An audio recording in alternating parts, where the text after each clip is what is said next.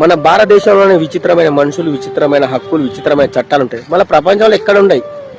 విషయం ఏంటంటే ఇక్కడ కనిపిస్తున్న అతని పేరు విష్ణు తివారీ. ఇతను ఆగ్రాకు చెందిన అతను. ఇతని ఏరియాలో ఉండే ఒక అమ్మాయి ఇతనిపై నన్ను రేప్ చేశాడని చెప్పి ఒక ఫాల్తు కేసు పెట్టి ఇంకా 2 కేసులు యాడ్ చేసి అతనికి 23 ఏళ్ళు ఉన్నప్పుడు అతనిపై కేసు పెట్టారు. ఇప్పుడు ఆ కేసును శూన్యంగా పరిశీలించి చట్టాలు అన్నీ తెలుసుకొని చివరికి 43 ఏళ్లకు నువ్వు నిర్దోషిరా బాబు అని చెప్పి అతన్ని న్యాయస్థానం తీర్పిచ్చింది.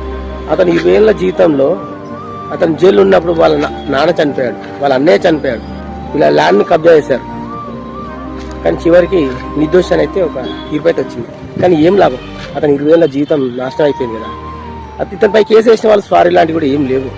ఇప్పుడు ఆయన 43 ఏళ్ళు. ఇదే విషయం ఒక అమ్మాయికి జరిగితే ఎంతమంది సంఘాలు వచ్చేది. ఒక చెయ్యని వ్యక్తిపై ముద్ర పడితే అది చెయ్యలేదు అని నిరూపించడానికి 20 సంవత్సరాలు మన చట్టాన్ని పట్టిందంటే దట్ ఈస్ భారతదేశ చట్టాలు. గ్రేట్ కదా.